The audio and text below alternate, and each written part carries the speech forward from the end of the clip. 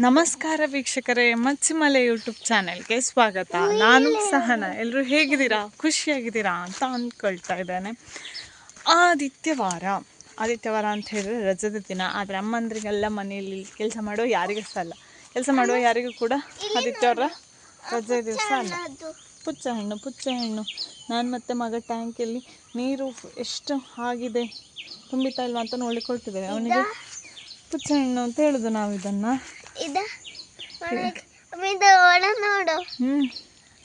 ತೋರ್ಸು. ಅದರ ಒಳಗೆ ಫ್ಯಾಷನ್ ಫ್ರೂಟಿನ ಬೀಜದ ತರಹ ಇರ್ತದೆ. ಆಯ್ತಾ, ಬಿತ್ತಾ ಬೇರೆ ಸಿಗ್ಬೋದು, ಬಾ ನೋಡುವ. ನಾವು ಟ್ಯಾಂಕಲ್ಲಿ ನೀರು ನೋಡಲಿಕ್ಕೆ ಹೊರಟದ್ದು. ನಮಗೆ ಇಂಥದ್ದೆಲ್ಲ ಕಾಣ್ಲಿಕ್ಕೆ ಸಿಗ್ತದಾಗ. ಪಾಪನ ಕೈಯಲ್ಲಿ ಒಂದು ತೋರಿಸುವಾಗ ಬಿತ್ತು. ಇಲ್ಲೆಲ್ಲ ಸುಮಾರು ಉಂಟು ಅದುವೆ.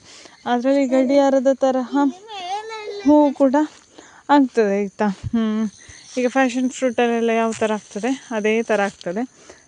ಇದು ತಂಗಿ ಅಂತ ಹೇಳ್ಬೋದು. ಆಯಿತಾ, ಅಷ್ಟು ಸಣ್ಣದಿದು. ನಾನು ಮುಂದೆ ಹೋಯಕ್ಕ ಇಲ್ಲೊಂದು ಸ್ವಲ್ಪ ಬಲ್ಲೆ ಬಂದಿದೆ. ಇಂಥ ಬಲ್ಲೆಗಳೆಲ್ಲ ಉಂಟಲ್ಲ, ಎಂಥ ಪೋಷಣೆ ಮಾಡೋದಿದ್ರು ಚಂದ ಬೇಗ ಬೆಳೀತದೆ. ಅದೇ ನಾವು ನೆಡುವ ಗಿಡಗಳೆಲ್ಲ ಅದನ್ನು ಪೋಷಣೆ ಮಾಡಿದರೂ ಅದು ನೆಡೋದಿಲ್ಲ. ಪೋಷಣೆ ಮಾಡೋದಿದ್ರೆ ಕೇಳಬೇಕಂತಲೇ ಇಲ್ಲ, ಮತ್ತು ಆಗೋದೇ ಇಲ್ಲ. ಸೊ ಟ್ಯಾಂಕಿಗೆ ಎಷ್ಟು ನೀರು ತುಂಬಿದೆ ಅಂತ ನೋಡಲಿಕ್ಕೆ ಬಂದದ್ದು ನಾವು. ತೋರ್ಸಕ್ಕ ಇಲ್ಲಿ ಟ್ಯಾಂಕಿಗೆ ಹಾಕಿದ ಶೀಟಿನ ಮೇಲೆಲ್ಲ ನಿಮಗೆ ಬಿಳಿ ಬಿಳಿ ಒಂದು ಹೂ ಕಾಣ್ತಾ ಉಂಟಾ. ಇದನ್ನು ನಾವು ರೆಂಜೆ ಹೂವು ಅಂತ ಕರೆಯೋದಾಯ್ತಾ.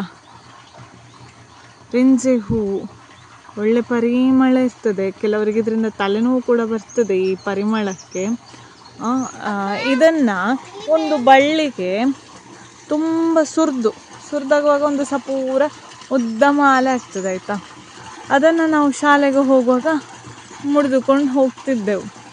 ಇದರ ಪರಿಮಳ ಭಾರಿ ಚಂದ, ಸೆಂಟ್ ಥರ, ಪರ್ಫ್ಯೂಮ್ ಥರ. ನೋಡೋಣ ಮುಸುತ್ತೆ. ಅಲ್ಲಿ ಮೇಲೊಂದು ಮರ ಇದ್ದು ನೋಡು. ಆ ಮರದಿಂದಲೇ ಬಿದ್ದದ್ದು ಅದೀಗ, ಅದರಿಂದಲೇ ಬಿದ್ದದು. ಆಯಿತಾ, ಸೊ ಇದು ನಾವು ಸಣ್ಣದಿರಬೇಕಿದ್ರೆ ತುಂಬ ಮುಡಿತಿದ್ದೆವು. ಈಗ ಕೂಡ ಮುಡಿಯೋರು ಇದ್ದಾರೆ. ಈ ರೆಂಜೆ ಹೂವಿನ ಮಾಲೆನುಂಟಲ್ಲ, ನಾನು ನೋಡಿದ ಪ್ರಕಾರ ಶಿವಳ್ಳಿ ಸಂಪ್ರದಾಯದ ಮದುವೆಯಲ್ಲಿ ಹೂವಿನ ಹಾರ ಹಾಕ್ಲಿಕ್ಕೆ ಉಂಟಲ್ಲ, ಗಂಡು ಹೆಣ್ಣು, ಆಗ ಹಾಕ್ತಾರೆ. ನಾನು ಇದನ್ನು ಅವರು ಹೂವಿನ ಮಾಲೆ ಥರ ಮಾಡಿ ಹಾಕೋದನ್ನು ನೋಡಿದ್ದೇನೆ ಶಿವಳ್ಳಿ ಸಂಪ್ರದಾಯದ ಮದುವೆಯಲ್ಲಿ. ಹೌದಾ ಅಲ್ವಾ ಅಂತ ಶಿವಳ್ಳಿ ಅವ್ರು ಯಾರಾದರೂ ಇದ್ದರೆ ನನಗೊಂದು ಕಮೆಂಟ್ ಸೆಕ್ಷನಲ್ಲಿ ಹೇಳಿ. ನನಗಂತೂ ಈ ರೆಂಜೆ ಹೂ ತುಂಬ ಇಷ್ಟ, ಪರಿಮಳ ಕಾಣ್ತಾ. ಈಗ ಅವನು ಹೊಡಿತಾನೆ. ಆಯಿತಾ, ಪುಚ್ಚ ಹಣ್ಣು ಅಂತ ನಾವು ಕರೆಯೋದು ಇದನ್ನು.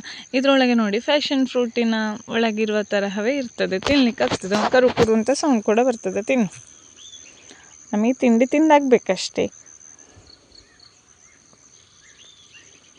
ಒಳ್ಳೇದುಂಟಾ? ಹೋಗುವನಾ? ತಂಗಿ ಕಾಯ್ತಾ ಇರ್ಬೋದು ಇವತ್ತು. ಹೇಳುವಾಗಲೇ ಅಲ್ಲಿ ನಮ್ಮ ಅಂತ ಕರೆದ್ಲು ಅವಳು. ಅವಳನ್ನು ಬಿಟ್ಟು ಬಂದದ್ದು, ಇಲ್ಲಿ ಎತ್ತಿಕೊಂಡು ಬರಬೇಕಾಗ್ತದೆ ಅಂತ. ಓ ಬತ್ತೆ ದೋಸೆ ಕಡದಕ್ಕೆ ಜಾತಡ ಮೇಲೋದ್ದಂಗ. ಇಲ್ಲಿಂದ ಅಲ್ಲಿಗೆ ನಮ್ಮದು ಮಾತುಕತೆ. ಆಯಿತಾ, ಸೊ ಸುಮಾರು ಉಂಟು ಇಲ್ಲೆಲ್ಲ ಪುಚ್ಚ ಹಣ್ಣು. ಸುಮಾರು ತಿಂತಿದ್ದೆವು ನಾವು. ಇದರೊಳಗೊಂದುಂಟು ಕೊಯ್ ಹಪ್ಪ ತಂಗಾತು.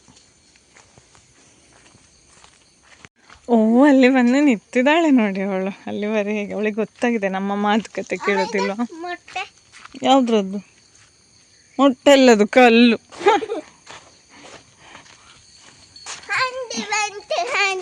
ಇದು ಇಲ್ಲಿ ನೋಡು ತಂಗೆ.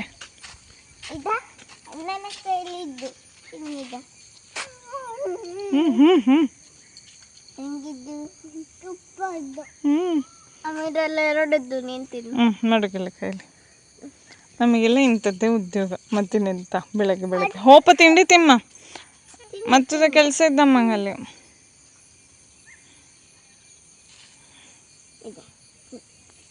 ತಂಗೆ, ಈ ಪಿಪಿಯ ಪರಿಮಳ ನೋಡು ತಂಗೆ. ಈ ಪರಿಮಳ ನೋಡು, ಲಾಕಿದ್ದ ಪರಿಮಳ ನನಗೊಂದು ಕೊಡು. ಒಂದೇ ತಂದ ನಾನು. ಇನ್ನೊಂದು ಅಂತದ್ದು ಬೇಕಾ ತೆಕ್ಕೋ. ಅಲ್ಲ ಅದು ಹಣ್ಣಿದ್ದು. ಮೋಡಗಳ ವಿನ್ಯಾಸ ಯಾವ ಥರ ಉಂಟು ನೋಡಿ. ಇವತ್ತು ಸೂರ್ಯದೇವ ಮರೆಯಲ್ಲಿ ನೋಡ್ತಾ ಇದ್ದಾನೆ, ಮೋಡದ ಮರೆಯಲ್ಲಿ. ನಾನು ಪಂಪ್ ನಿಲ್ಲಿಸಲಿಕ್ಕೆ ತೋಟದ ಕಡೆ ಹೆಜ್ಜೆ ಹಾಕ್ತಾ ಇದ್ದಾನೆ. ನಾವು ತೋಟಕ್ಕೆ ಹೋದರೆ ನಮ್ಮ ಜೊತೆ ಮನೆಗೆ ಬರಲಿಕ್ಕೆ ತುಂಬ ಜನ ಅತಿಥಿಗಳಿದ್ದಾರೆ ಆಯ್ತಾ. ಈಗ ಯಾರು ಗೊತ್ತುಂಟ, ಸೊಳ್ಳೆ ಗುಯ್ ಅಂತ ನಮ್ಮೊಟ್ಟಿಗೆ ಪಟ್ಟಂಗ ಹಾಕ್ಕೊಂಡು ನಮ್ಮ ಜೊತೆ ಮನೆಗೆ ಬರ್ತದೆ. ಅದರ ಜೊತೆ ನಮ್ಮನ್ನು ನಾವು ಅವರಿಗೆ ರೆಸ್ಪಾಂಡ್ ಮಾಡದಿದ್ದರೆ ಆಗಾಗ ಕಚ್ಚಿ ಕಚ್ಚಿ ನಮ್ಮನ್ನೇ ಎಚ್ಚರಿಸ್ತಾ ಇರ್ತದೆ. ಅದರ ಜೊತೆ ನೋಡಿ ಈ ಥರ ಇರಿಂಟಿಗಳ ಆಲಾಪನೆ ಎಲ್ಲ ಇರ್ತದೆ. ತೋಟಕ್ಕೆ ಬಂದರೆ ಒಂಥರ ಗಮ್ಮತ್ತಾಗ್ತದೆ. ಈ ಹೂ ಯಾವುದು ಗೊತ್ತುಂಟ, ಇದು ಕರಾವೀರ ಅಂತ ಹೇಳೋದು ನಾವು. ಇದರಲ್ಲಿ ಬಿಳಿ ಬಣ್ಣದ್ದು ಬರ್ತದೆ, ಹಳದಿ ಬಣ್ಣದ್ದು ಬರ್ತದೆ, ಇದೊಂಥರ ಕೇಸರಿ ಬಣ್ಣದ್ದು, ಅರಶಿನ ಮಿಕ್ಸ್ ಆಗಿ ಒಂಥರ ಕೇಸರಿ. ಚಂದ ಇದು ನೋಡಲಿಕ್ಕೆ, ಕರಾವೀರ ಅಂತ ಹೇಳೋದು ನಾವು. ಈ ಮರದಲ್ಲಿ ಒಂಥರ ಬಿಳಿ ಹೂ ಸಣ್ಣ ಸಣ್ಣ ತುಂಬ ಆಗ್ತದೆ ಆಯಿತಾ. ಅದಕ್ಕೆ ತುಂಬ ಚಿಟ್ಟೆ ಬಂದಿದೆ. ಬಹುಶಃ ಜೇನುನೊಣ ಕೂಡ ಇರಬೇಕು. ಗುಯ್ ಅಂತ ಹೇಳೋದು ಕೇಳ್ತಾ ಉಂಟು. ತುಂಬ ಚಿಟ್ಟೆಗಳು ಬಂದಿದೆ.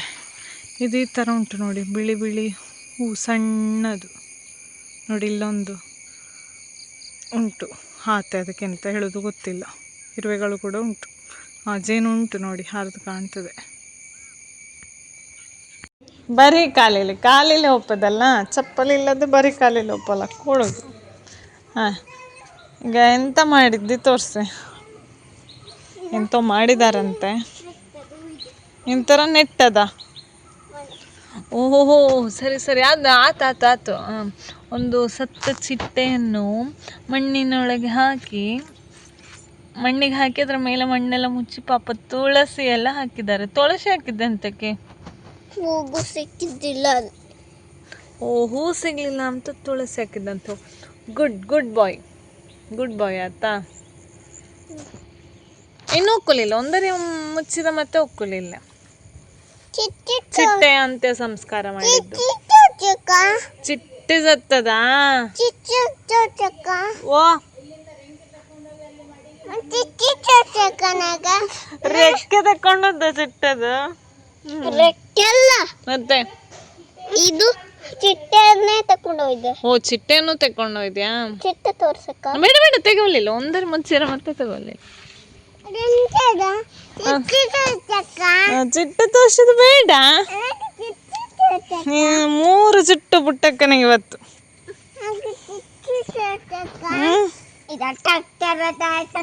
ಅದ ಲೂಟಿ ಮಾಡ್ದಣ್ಣ.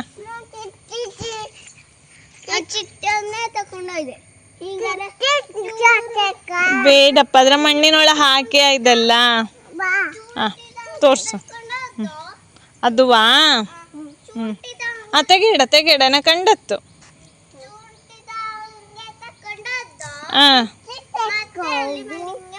ಹೆಂಗೆ ಚೂಂಟಿದಂಗೆ ಹೆಂಗೆ ಚೂಂಟಿ ತಕೊಂಡದ್ದು? ಹಿಂಗ ಸಣ್ಣಕ್ಕೆ ಚುಂಟಿ ತಕೊಂಡೋದದ ಅವನು. ಬೇಡ, ಪೈಪು ದುಂಡಾಕೋ. ಅದ ಮೆಲ್ಲ ಮಡಿಗೆಕ್ಕಲ್ಲ. ಇದು ಕೇನೆ ಈ ಥರ ನೆಟ್ಟದ್ದು. ಮತ್ತು ಒಂದು ಬೇಲೆಲ್ಲ ಕಟ್ಟಿ ಅದಕ್ಕೆ ಪ್ಲಾಸ್ಟಿಕ್ ಗೋಣಿ ಎಲ್ಲ ಕಟ್ಟಿದ್ದು. ನಮ್ಮಲ್ಲಿ ಹಂದಿಗಳ ಕಾಟ ಉಂಟು, ಹಾಗಾಗಿ.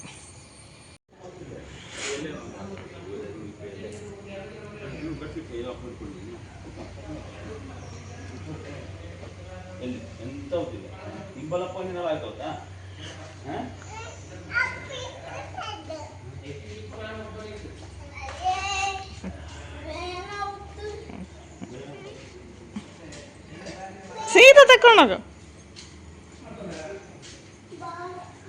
ಗಂಟೆ ಓಡಿಸಿದ್ರೆ ಬದುಕ್ಬೋದು ಅಂತ ನೋಡಿ. ಹಾಗಾದರೆ ಇಲ್ಲಿ ಹಿಡ್ಕೊಂಡು ಹೋಗ್ತಾನೆ, ಚುಚ್ಚಲಿಕ್ಕಿಲ್ಲ ಅಂತ ಮಂಡೆ ಓಡಿಸಿ ತಗೊಂಡು ಹೋಗ್ತಿದ್ದಾನೆ. ಬದುಕುವ ಕಲೆ ಹೀಗೆ. ಹೋಗು, ಕೊಡಜ್ಜಿಗೆ.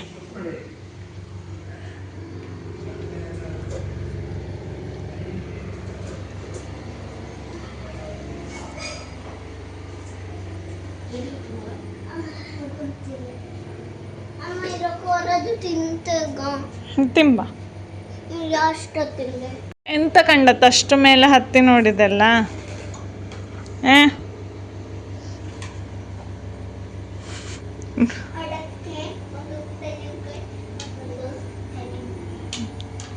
Very good. ಮೆಲ್ಲ ಹೇಳಿ, ಅಲ್ಲಿ ಇತ್ಲ ನೋಡಿಕೊಳ್ಳಿ.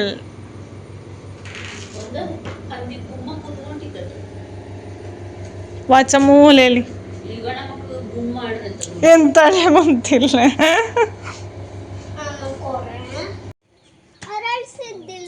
ಇಲ್ಲಯಾ? ಮತ್ತೆ ಇದೊಂದು ಹೆಂಗೆ?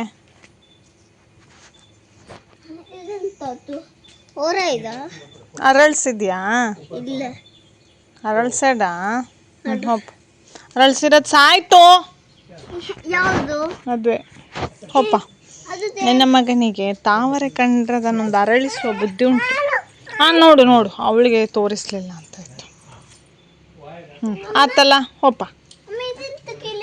ಕಟ್ ಮಾಡಿದ್ದು ಅದೆಲ್ಲ ಎಕ್ಸ್ಟ್ರಾ ಎಲೆಗ ಬೇಡ, ಇನ್ನು ಮಳೆಗಾಲದಲ್ಲಿ ಬೇರೆಲ್ಲ ಮಾಡಕ್ಕೆ. ಯಾವುದೇ ಕೆಲಸ ಸಕ್ಸಸ್ ಆಗಬೇಕಿದ್ರು ಅದಕ್ಕೊಂದು ಆರಂಭ ಅಂತ ಇರ್ತದೆ.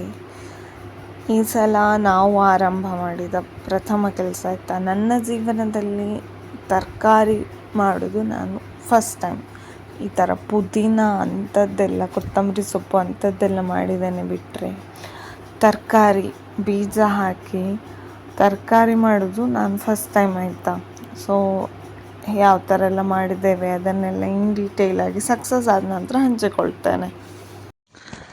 ನಾವಿಲ್ಲಿ ತರಕಾರಿ ನೀಡುವ ತಯಾರಿಯಲ್ಲಿದ್ದರೆ ಮಗಳಿಗೂ ಮಗನಿಗೂ ಇಲ್ಲಿ ಮಣ್ಣು ಹೊಕ್ಕುವ ಕೆಲಸ.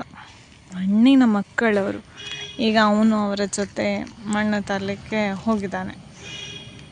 ಅಲ್ಲಿ ಮೇಲೆ ಗುಡ್ಡೆಯಲ್ಲಿ ಸ್ವಲ್ಪ ಸೂಟ್ ಮಣ್ಣು ಉಂಟು, ಅದನ್ನು ತರಲಿಕ್ಕೆ ಅಪ್ಪ ಮತ್ತು ಸುಕುಲ್ ಜೊತೆ ಹೋಗಿದ್ದಾನೆ ಆಯಿತಾ.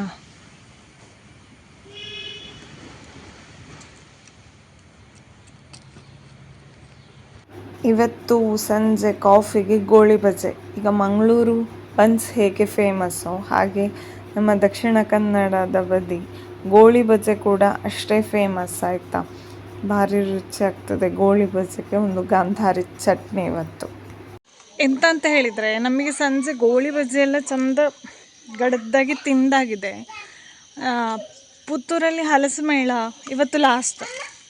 ಹೋಗಬೇಕು ಅಂತ ನನ್ನ ಮಗನದ್ದು ನಿನ್ನೆಯಿಂದ ಭಯಂಕರ ಇದೆಂತ ಒತ್ತಾಯ ಆಗ್ತಾ ಉಂಟು, ಹೋಗುವ ಅಂತ ಹಾಕುತ್ತಾ ಹಾಗೆ ಇನ್ನೊಂದು ಗಳಿಗೆ ಹೋಗಿ ಬರದಿದ್ರೆ ವಿಧಿ ಇಲ್ಲ ಅಂತ ಹೇಳಿ ಹೊರಟಿದ್ದೇವೆ. ಈಗ ದೂರ ಜೋರು ಹೇಳಕು, ನೀನೆಲ್ಲ ಹೋಪ ಹೇಳಿದ್ದು. ಎಲ್ಲಿರುವುದು? ಅಲ್ಲಿ ಕಿಲ್ಲ ಮೈದಾನದಲ್ಲಿ. ನೀನು ಚಪ್ಪಲಿ ತಂದೆಯಾ? ಹಾಕಲಿ, ಕೆಳಹಾಕು. Thank you. ಪುಟ್ಟಕ್ಕನಿಗೆ ಎಷ್ಟು ಜುಟ್ಟು? 3 ಜುಟ್ಟು. ಪುಟ್ಟಕ್ಕೆ ದೂರ ಇರ್ತದ್ದು ಸ್ಕೂಟರ್ಲಿ ಅಲ್ಲ, ಕಾರಲ್ಲಿ ಹೋಗೋದು. ದೂರ ಹೋಗೋದು ಹಲಸು ಮೇಳ. ಹಾಗೆ ಈಗ ಹೊರಟಿದ್ದೇವೆ, ಹೋಗಿ ಬರುತ್ತೆ. ನಾವು ಹೋದದ್ದು ಕೊನೆಯ ದಿನ ಸಂಜೆ ಹೊತ್ತಿಗೆ. ರಶ್ ಅಂತೂ ತುಂಬ ಇತ್ತು. ಹಲಸು ಪ್ರೇಮಿಗಳು ತುಂಬ ಜನ ಇದ್ದರು ಅಂತಲೇ ಹೇಳ್ಬೋದು. ಬೇರೆ ಬೇರೆ ರೀತಿಯ ಹಲಸಿನ ಹಣ್ಣು, ಆಮೇಲೆ ಮನೆಯಲ್ಲೇ ತಯಾರಿಸಿದಂಥ ಪ್ರಾಡಕ್ಟ್ಗಳು ಎಲ್ಲ ಇತ್ತಾಯ್ತಾ. ರಾಕಾ ಇನಿಷಿಯೇಟಿವ್ನ ಬಗ್ಗೆ ನಾನು ಕಳೆದ ವ್ಲಾಗಲ್ಲಿ ಡೀಟೇಲಾಗಿ ನಿಮಗೆ ವಿವರಿಸಿದ್ದೆ. ಕಳೆದ ವರ್ಷದ ಹಲಸು ಹಣ್ಣು ಮೇಳದಲ್ಲಿ ಪುತ್ತೂರಿನ ಮರಿಕೆ, ಮಂಗಲ್ಸ್ ದತ್ತ ಮೆಡಿಕಲಲ್ಲಿ ಎಲ್ಲ ಇವರ ಪ್ರಾಡಕ್ಟ್ಗಳು ಅವೈಲೇಬಲ್ ಉಂಟು. ಈ ಸಲ ಹೊಸದಾಗಿ ಮಾಯ್ಶ್ಚರೈಸರ್ ಎಲ್ಲ ಇಂಟ್ರೊಡ್ಯೂಸ್ ಮಾಡಿದ್ದಾರೆ. ಅದು ಸಣ್ಣ ಮಕ್ಕಳಿಗೆ sensitive skinning okay, dry skinning apply ಮಾಡುವಂಥದ್ದು. ಓಕೆ, ಹೇರ್ ಆಯಿಲ್ ಅದು ನಿಗಳ ಬರ್ನ್ ಆದರೆ ಅದರ ಕಲೆ ಇಲ್ಲದಂಗೆ ತಗೊಳ್ಳಿ ತಂದಿದ್ದಾರೆ. ನಾನು ಹೇರ್ ಆಯಿಲ್ ತಗೊಂಡಿದ್ದೇನೆ ನೋಡಿ, ಹೇರ್ ಆಯಿಲ್ ಯೂಸ್ ಮಾಡಿ ತಗೊಂಡೋಗಿ. ಬೇಡ ತೊಂದರೆ ಇಲ್ಲಪ್ಪ, ಹೆಂಗೋಗು ವ್ಯಾಪಾರ ಆಯ್ತಲ್ಲ. ಎಲ್ಲ ಇತ್ತಾಯ್ತಾ. ಇದನ್ನು ನೋಡಿ, ಬಾಳೆಕಾಯಿ ಎಷ್ಟು ಉದ್ದ ಇತ್ತು ಅಂತ ಹೇಳಿ. ರಶ್ ಅಂತ ಹೇಳಿದರೆ ರಶ್. ರಾತ್ರಿ 7:30-8 ಗಂಟೆ ಆಗುವಾಗಲೇ ಫುಲ್ ರಶ್ ಇತ್ತು. ಅಂದರೆ ಅಷ್ಟು ಜನ ಹಲಸು ಹಣ್ಣು ಮೇಳದ ಪ್ರೇಮಿಗಳಿದ್ದರು. ಇದು ಹೋಮ್ಲಿ ಬೈಟ್ಸ್ ಅಂತ ಹೇಳಿ. ನಿಮಗೆ ಇವರ ಪ್ರಾಡಕ್ಟ್ಗಳು ಮಾರ್ಕೆಟಲ್ಲಿ ಕೂಡ ಸಿಗ್ತದೆ, ಮರಿಕೆಯಲ್ಲೆಲ್ಲ ಸುಲಭವಾಗಿ ಸಿಗ್ತದೆ ನಿಮಗೆ. ಇದು ಹೋಮ್ ಮೇಡ್, ಎಲ್ಲ ಮಹಿಳೆಯರೇ ತಯಾರಿಸುವಂಥದ್ದು. ಹಾಗೆ ಇಲ್ಲಿ ನಿಮಗೆ ಇವರ ಜೊತೆ chakkuli mix, jackfruit dosa mix ಎಲ್ಲ ಹೋಮ್ ಮೇಡ್ ಫುಡ್ ಮಿಕ್ಸ್ಗಳಾಯಿತಾ ಎಲ್ಲವೂ ಸಿಗ್ತದೆ. ಇವರ ವಾಟ್ಸಪ್ ನಂಬರೆಲ್ಲ ಅಲ್ಲೇ ಉಂಟು ನೋಡಿ, ಇಲ್ಲಿ ಹಾಕಿರ್ತೇನೆ ಎದುರಿಗೆ, ಅಲ್ಲಿಂದ ಬೇಕಾದರೂ ತಗೊಳ್ಬೋದು. ನಾವು ಬ್ಲ್ಯಾಕ್ ಪೆಪ್ಪರ್, ಲೈಮ್ ಹಾಗೆ ಜೀರಿಗೆ ಕಷಾಯ, ಅದೇ ನಾನು ಹೇಳಿದೆಲ್ಲ ಹೋಮ್ ಮೇಡ್ ಮಿಕ್ಸ್ ಅಂತ ಪ್ರಾಡಕ್ಟ್ ಅಂತ ಹೇಳಿ, ಅವರಿಂದ ಜೀರಿಗೆ ಕಷಾಯದ ಹುಡಿ ಅದನ್ನು ತಗೊಂಡೆವು. ಆಮೇಲೆ ತರಕಾರಿ ಬೀಜ ಹಾಕಿ ನೆಡಲಿಕ್ಕೆ ಒಂದು ಸಣ್ಣ ಸಣ್ಣ ಪಾಟ್ಗಳು ತಗೊಂಡೆವು. ಇದಾಗಿತ್ತು ನನ್ನ ಇವತ್ತಿನ ವ್ಲಾಗ್. ಇಷ್ಟ ಆದರೆ ಲೈಕ್ ಮಾಡಿ, ಹಾಗೆ ನಿಮ್ಮ ಅನಿಸಿಕೆಗಳನ್ನು ನನಗೆ ಕಮೆಂಟ್ ಮೂಲಕ ತಿಳಿಸಿ ಆಯಿತಾ.